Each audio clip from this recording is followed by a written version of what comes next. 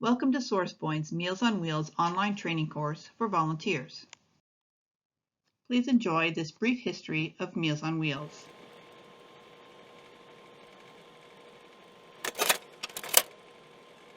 The idea of volunteer meal delivery originated in Great Britain in response to the bombing of London homes during World War II, an event known as the Blitz.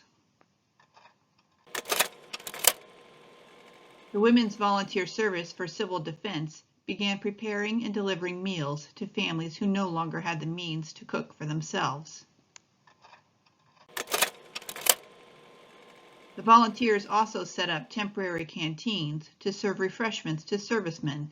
These mobile canteens came to be known as, can you guess? Meals on Wheels. In 1954, the British model was recreated in Philadelphia when volunteers known as Platter Angels started America's first senior meal delivery program. Our very own Columbus, Ohio was next with a program called Food for Elderly People. The meals were prepared in restaurants and delivered by taxicab. Meals on Wheels continued to stretch across the country. Though they share the same name and mission, each community's meal delivery program is unique. SourcePoint's senior nutrition program has evolved since the early 1990s from a handful of routes and a small troop of volunteers who delivered meals prepared at Grady Hospital. Today, we have our own production kitchen and rely on 50 or more volunteers each day to cook, pack, and deliver 1,000 meals on over 30 routes throughout Delaware County. From those humble beginnings, Meals on Wheels America has grown to support more than 5,000 community-based programs like the one at SourcePoint. 2 million volunteers, including you, enable seniors to live with independence and dignity in their own homes. This session is an overview of the Meals on Wheels program, including client rights and responsibilities, sensitivity to aging, and emergency situations. All Meals on Wheels program participants are guaranteed certain rights and are obligated to certain responsibilities.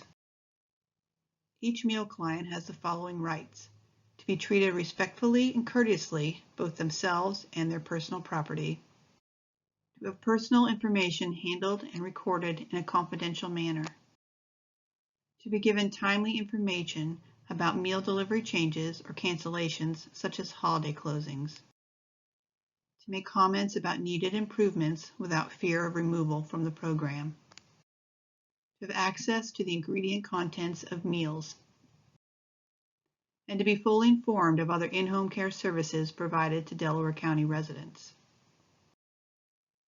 Each client and each client's family has these responsibilities: to treat volunteers and staff respectfully and courteously, to follow agreed upon delivery procedures, such as leaving the door unlocked, etc., to cancel meal delivery according to program procedures, to inform staff about changes to their eligibility status, such as improved health conditions or family that is available to shop and cook for the client. And finally, to keep delivery areas free from obstacles and hazards, such as ice or yard debris. Most of our meal clients are delightful seniors who are grateful for your service, but if a client is disrespectful to you, please inform the nutrition program supervisor.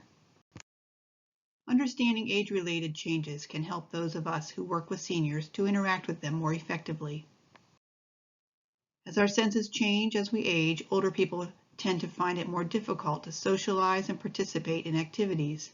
These changes may also increase the need for assistance with personal care, including meal preparation. By age 40 or 50, it can be hard for many people to distinguish between nearby sounds and those from farther away. Higher tones, such as the voices of women and children, can be more difficult to hear. As we age, there tends to be a decline in our ability to detect and identify odors. Other factors which affect smell include smoking and medications.